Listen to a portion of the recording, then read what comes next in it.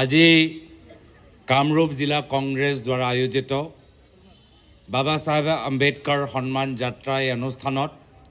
উপস্থিত থকা বিধায়িনী দলৰ দলপতি মাননীয় দেৱব্ৰত শইকীয়া ডাঙৰীয়া, AICC সম্পাদক মনোজ চৌহান ডাঙৰীয়া, উপস্থিত থকা জিলা কংগ্ৰেছৰ সভাপতি গোপাল শৰ্মা ডাঙৰীয়া, প্ৰাক্তন সাংসদ বলিন কুলি ডাঙৰীয়া, ৰিপুণ বৰা ডাঙৰীয়া, উপস্থিত থকা আমাৰ বিধায়ক আব্দুল ৰছিদ মণ্ডল ডাঙৰীয়া, অলপ সময় আগত আমালোকৰ মাজত উপস্থিত থকা আমাৰ ৱাজিদ চৌধুৰী ডাঙৰীয়া, মঞ্চত উপস্থিত থকা প্ৰাক্তন মন্ত্ৰী প্ৰণতি ফুকন বাইদেউ, মঞ্চত উপস্থিত থকা প্ৰদেশ কংগ্ৰেছৰ সাধাৰণ সম্পাদক ৰমনা বৰুৱা ডাঙৰীয়া, বিপুল গগৈ ডাঙৰীয়া, উপস্থিত থকা বেদব্ৰত বৰা ডাঙৰীয়া, উপস্থিত থকা আমাৰ মহিলা কংগ্ৰেছৰ সভানেত্ৰী মীৰা বৰঠাকুৰ ডাঙৰীয়ানী, মঞ্চত উপস্থিত থকা বিশিষ্ট ব্যক্তিসকল, ইয়াত উপস্থিত থকা আমাৰ বিভিন্ন আমাৰ অঞ্চলৰ পৰা অহা কংগ্ৰেছৰ সতীৰ্থসকল, সাংবাদিক বন্ধুসকল আৰু উপস্থিত থকা আমাৰ শ্ৰদ্ধেয় ৰাইজ, ইতিমধ্যে গোটেইখিনি কথা আমাৰ কংগ্ৰেছ দলৰ বক্তাসকলে ক'লে আৰু মূল কথা আমাৰ AICCৰ সম্পাদক মনোজ চৌহান ডাঙৰীয়াই ক'লেই যে কিয় সদনৰ ভিতৰত কেন্দ্ৰীয় গৃহমন্ত্ৰী অমিত শ্বাহ ডাঙৰীয়া বাবা চাহেব ডক্টৰ ভীমৰাও আম্বেদকাৰৰ বিৰুদ্ধে ইমান অপমানজনক শব্দ ব্যৱহাৰ কৰিলে। তাৰ মূল কাৰণ হৈছে যে প্ৰথম দিনৰ পৰা RSS, হিন্দু মহাসভা এই দুয়োটা সংগঠনে ভাৰতৰ সংবিধানক স্বীকাৰ কৰা নাছিল। ভাৰতৰ সংবিধানৰ ভিতৰত কি আদৰ্শ উল্লেখ কৰা গৈছে মই অলপ সেই প্ৰিএম্বলটো পঢ়িবলৈ বিচাৰোঁ। আমাৰ ভাৰতীয় সংবিধানত প্ৰিএম্বলত লিখা আছে যে আমি ভাৰতবৰ্ষৰ জনসাধাৰণে ভাৰতবৰ্ষক এখন সাৰ্বভৌম সমাজবাদী ধৰ্ম নিৰপেক্ষ গণতান্ত্ৰিক গণৰাজ্য ৰূপে গঠন কৰিবলৈ আৰু ইয়াৰ সকলো জনসাধাৰণৰ বাবে সামাজিক, অৰ্থনৈতিক আৰু ৰাজনৈতিক ন্যায়, চিন্তা, মত প্ৰকাশ, বিশ্বাস, আস্থা আৰু উপাসনাৰ স্বাধীনতা, মৰ্যাদা আৰু সুযোগৰ সমতা নিশ্চিত কৰিবলৈ আগবাঢ়ি গৈছে। এই ভাৰতৰ সংবিধান যেতিয়া প্ৰকাশ হৈছিল সেই সময়ত RSSে বিৰোধিতা কৰিছে, কৈছে যে ভাৰতৰ সংবিধানত ভাৰতীয় সংস্কৃতিৰ কোনো উদাহৰণ নাই, কোনো প্ৰমাণ নাই। তেওঁলোকে ভাৰতীয় সংস্কৃতি নাজানে। আজি ভাৰতীয় সংস্কৃতি সমাজবাদী হয়, ভাৰতীয় সংস্কৃতি নিৰপেক্ষ হয়, ভাৰতীয় সংস্কৃতি গণতান্ত্ৰিক হয়, ভাৰতীয় সংস্কৃতিক আমি ন্যায় মৰ্যাদা দিওঁ, স্বাধীনতাৰ ওপৰত বিশ্বাস কৰোঁ আৰু মৰ্যাদা আৰু সুযোগৰ সমতাৰ ওপৰত আমি বিশ্বাস কৰোঁ। কিন্তু এইখিনি কথা RSSে নিবিচাৰে, গণতান্ত্ৰিক দেশ নিবিচাৰে, সমাজবাদী দেশ নিবিচাৰে, সমতা নিবিচাৰে, বাক স্বাধীনতা নিবিচাৰে, সামাজিক ন্যায় নিবিচাৰে। আৰু সেইকাৰণে প্ৰথম দিনৰ পৰা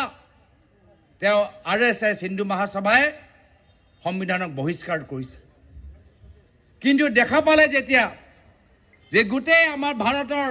জনসাধাৰণে সংবিধানক স্বীকাৰ কৰিছে, আদৰিছে, তেতিয়া RSS আৰু হিন্দু মহাসভাই এটা দীৰ্ঘ দিনৰ এটা নাটক সৃষ্টি কৰিলে। কি নাটক সৃষ্টি কৰিলে? যে লাহে লাহে লাহে তেওঁলোকে ক'বলৈ বিচাৰিলে যে আমি সংবিধানক সন্মান কৰোঁ, বাবা চাহেব আম্বেদকাৰক সন্মান কৰোঁ। মিছা কথা, অপপ্ৰচাৰ, নাটক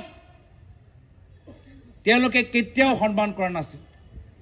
আৰু সেইকাৰণে এই বছৰৰ আৰম্ভণিত লোকসভা নিৰ্বাচনৰ সময়ত কি কৈছিল যে যদি আমাৰ 400 পাৰ সাংসদ হয় আমি সংবিধান সলনি কৰি দিম যদি সংবিধানক সন্মান কৰে তেতিয়া সলনি কৰা কথা কিয় প্ৰকাশ কৰিলে যদি বাবা সাহেব আম্বেদকাৰক সন্মান কৰে তেতিয়া সংবিধান সলনি কৰা এই ভাবুকি কিয় দিলে যেহেতু তেওঁলোকে কেতিয়াও স্বীকাৰ কৰা নাছিল আৰু ক্ষমতা তেওঁলোকৰ মূৰত সমালে ভাবিলে আৰু নাটক কৰিব নালাগে আৰু অপপ্ৰচাৰ কৰিব নালাগে প্ৰধানমন্ত্ৰী মোদী ডাঙৰীয়াৰ নেতৃত্বত বিজেপি আৰু শক্তিশালী হৈছে আৰু হ'বগৈ ইমান বছৰৰ পৰা আমি যে নাটক কৰি আছো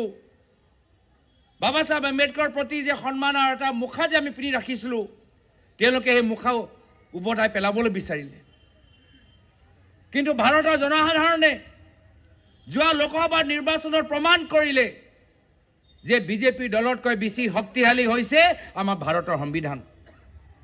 বিজেপি সংগঠনৰ আৰু আৰএছএছ সংগঠনতকৈ বেছি শক্তিশালী হৈছে আমাৰ ইণ্ডিয়া লাইন্সৰ গঠবন্ধন অলপ দিন তেওঁলোকে মনে আছিল অলপ দিন তেওঁলোকে নিমাত হ'ল অলপ দিন তেওঁলোকে এইখিনি কথা ক'বলৈ বাদ দিলে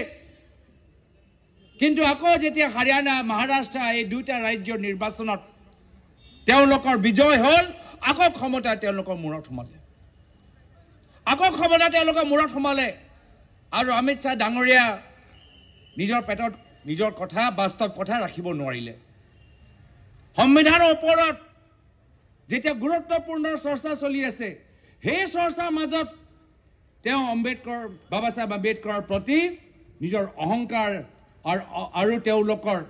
যে বাস্তৱ চিন্তা সেইখিনি কথাবোৰ মুকলি হ'ল যদি সঁচাকৈ তেওঁলোকৰ বাবা সাহেব আম্বেদকাৰৰ প্ৰতি শ্ৰদ্ধা আছিল তেতিয়া লগে লগে তেওঁ ক্ষমা বিচাৰিলেহেঁতেন লগে লগে ক'লেহেঁতেন যে মই যিখিনি কথা ক'লোঁ ভুলত ওলাই গ'ল মই এনেদৰে বাবা সাহেব আম্বেদকাৰৰ নাম ল'বলৈ বিচৰা নাই ভগৱানৰ লগত যিখিনি কথা ক'লোঁ এই ধৰণৰ কথা মই ক'বলৈ বিচৰা নাই মই ভাৰতৰ জনসাধাৰণৰ পৰা মই ক্ষমা বিচাৰিছোঁ কিন্তু নকলে এটা সময়ত ক'ব যে আম্বেদকাৰক আমি সন্মান কৰোঁ আকৌ যেতিয়া নিজে অপমানজনক শব্দ ব্যৱহাৰ কৰিলে ক্ষমা বিচাৰিবলৈ তেওঁলোকৰ সাহস নাই আৰু আটাইতকৈ দুৰ্ভাগ্যজনক কথা যে প্ৰধানমন্ত্ৰী মোদী ডাঙৰীয়া ফটোৰ কাৰণে কিমান তেওঁলোকে বেলেগ বেলেগ নাটক কৰে আমি দেখিছিলোঁ যে প্ৰধানমন্ত্ৰী মোদী ডাঙৰীয়া সদনৰ ভিতৰত সোমাব সংবিধানটো এনেকৈ ল'ব আৰু এনেকৈ পিছত কৰিব দেখিছোঁ নে নাই দেখা দেখিছোঁ কিন্তু যেতিয়া অমিত শ্বাহ ডাঙৰীয়া আমাৰ ভাৰতীয় সংবিধানৰ মূল অভিভাৱক আম্বেদকাৰ চাহাবক যেতিয়া অপমান কৰিলে তেতিয়া মোদী ডাঙৰীয়া অমিত শ্বাহ ডাঙৰীয়াক সমৰ্থন জ্ঞাপন কৰিলে সেইটো এটা নাটক প্ৰধানমন্ত্ৰী মোদী ডাঙৰীয়া ক'ব লাগিছিল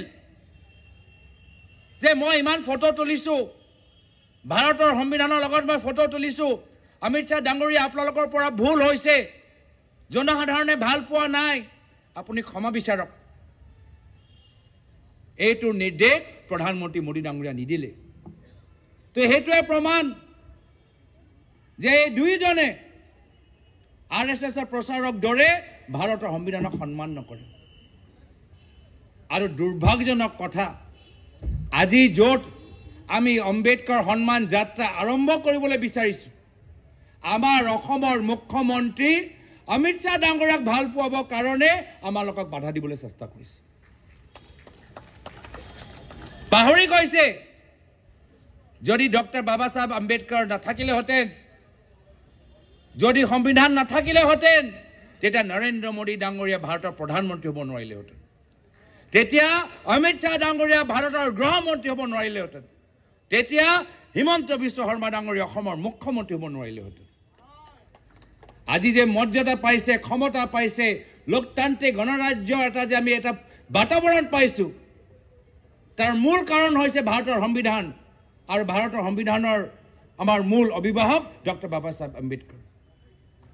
আৰু সেইকাৰণে মই সকলোকে আহ্বান জনাইছোঁ যে আজি এই যাত্ৰা মাত্ৰ আৰম্ভণিহে। আজি এই যাত্ৰা মাত্ৰ গুৱাহাটী দিছপুৰলৈকে সীমিত থাকিব নালাগে।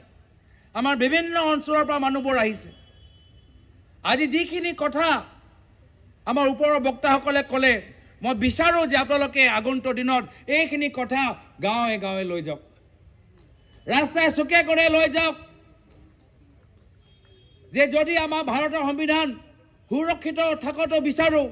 যদি ভাৰত এটা লোকতান্ত্ৰিক গণৰাজ্যৰ দেশ হিচাপে আমি ধৰি ৰাখিবলৈ বিচাৰোঁ, তেতিয়া বিজেপি দলটোক পৰাজিত কৰিব লাগিব আৰু ইণ্ডিয়া এলায়েন্সৰ কংগ্ৰেছ দলটোক শক্তিশালী কৰিব ৰাখিব লাগিব। মই ধন্যবাদ জ্ঞাপন কৰিছোঁ। আজি ৰাহুল গান্ধী ডাঙৰীয়া এই বছৰ আৰম্ভণিত যেতিয়া মণিপুৰৰ পৰা মুম্বাইলৈকে যেতিয়া যাত্ৰা কৰিলে, ভাৰত জোড়ো ন্যায় যাত্ৰা, এই সংবিধানটো আমি যে সুৰক্ষিত কৰি ৰাখিব লাগে, ইয়াৰ দায়িত্ব আমাৰ সকলৰ, এই কথাখিনি আমাক বুজালে। যদি সেই সময়ত ৰাহুল গান্ধী ডাঙৰীয়াৰ সেই যাত্ৰা নকৰিলেহেঁতেন, যদি সেই সময়ত ৰাহুল গান্ধী ডাঙৰীয়া আমাৰ সংবিধানৰ গুৰুত্ব আমাক বুজাই নিদিলেহেঁতেন, তেতিয়া আমি কেতিয়াও গম নাপালেহেঁতেন যে বিজেপি দলৰ ভিতৰত কি চলি আছে। আজি আমি সকলোৱে যে সচেতন হৈছোঁ, আমি সকলোৱে যে সজাগ হৈছোঁ, তাৰ মূল কাৰণ হৈছে যে ৰাহুল গান্ধী ডাঙৰীয়া এই বছৰ আৰম্ভণিত মণিপুৰ পৰা মুম্বাই ভাৰত জোড়ো ন্যায় যাত্ৰাৰ জৰিয়তে আমাৰ সংবিধানৰ মূল্য পুনৰবাৰ আধুনিক ভাৰতৰ ভিতৰত নতুন ৰাস্তা আমাৰ ডেকা ভাৰতক আমাক বুজাই দিছে। আৰু সেইকাৰণে এই যাত্ৰা আমাক অব্যাহত ধৰি ৰাখিব লাগিব। আজি এই মঞ্চৰ পৰা মই প্ৰয়াত মৃদুল ইছলাম দেৱক মই স্মৰণ কৰিছোঁ। তেখেতৰ বিদেহী আত্মাৰ সদ্গতি লাভ কৰক মই কামনা কৰিছোঁ। ধন্যবাদ জ্ঞাপন কৰিছোঁ যে নিখিল ভাৰত কংগ্ৰেছ কমিটিয়ে ৰাহুল গান্ধী ডাঙৰীয়াই, মল্লিকাৰ্জুন খাৰ্গে ডাঙৰীয়াই এই পৰিয়ালৰ খবৰ লৈ লগে লগে 5 লাখ টকা এটা ডিমাণ্ড ড্ৰাফ্ট ইতিমধ্যে প্ৰেৰণ কৰিছে। আমাৰ সকলৰ দায়িত্ব যে কংগ্ৰেছ দলৰ ভিতৰত যিমান আমাৰ শ্বহীদ বা যিসকলে পুলিচৰ লাঠিত গুলী চলনাত কান্দন গেছত যি আহত হৈছে, আমি সকলৰ আমি খবৰ ৰাখিব লাগিব। মই ধন্যবাদ জ্ঞাপন কৰিছোঁ যে আজি তৃণমূল কংগ্ৰেছ কৰ্মীসকল আজি ভয় খোৱা নাই, পুলিচৰ গুলী চলনাৰ পৰা ভয় খোৱা নাই। আৰু যেতিয়া আমাৰ তৃণমূল কংগ্ৰেছ কৰ্মী ওলাই আহে, বাঘ দৰে যদি আমি সংবিধানৰ সুৰক্ষা কৰিবলৈ আমি আগবাঢ়ি যাওঁ, তেতিয়া পৰৱৰ্তী সময়ত অসমত ভাল দিন আহিব। অসমত আমি পুনৰবাৰ আমি কংগ্ৰেছৰ নেতৃত্বত এটা চৰকাৰ পাম। তো মই সকলোকে বিনম্ৰভাৱে অনুৰোধ জনাইছোঁ যে আজি এটা সমদল, তো সেইকাৰণে আজি আমি আইন শৃংখলা মানি আমি চলিম। আজি আমাৰ দলৰ পৰা 5 গৰাকী নেতা পিছত জিলা উপায়ুক্তক এটা মেমৰেণ্ডাম দিবগৈ, আৰু এই মেমৰেণ্ডামত স্পষ্ট লিখা আছে গৃহমন্ত্ৰী অমিত শ্বাহ ডাঙৰীয়া ক্ষমা বিচাৰক আৰু নিজৰ পদৰ পৰা পদত্যাগ কৰক। আৰু যেতিয়ালৈকে তেওঁ পদত্যাগ নকৰে আমাৰ এই আন্দোলন চলি থাকিব। আমি বাবা চাহেব আম্বেদকাৰৰ প্ৰতি যে অপমান হ'ল, এই অপমান কেতিয়া আমি সহ্য নকৰোঁ। এইখিনি কথা কৈ মই ইয়াতে নিজৰ চমু দুআষাৰ সামৰিছোঁ। ধন্যবাদ। জয় হিন্দ, জয় আই অসম, জয় ভীম, জয় সংবিধান।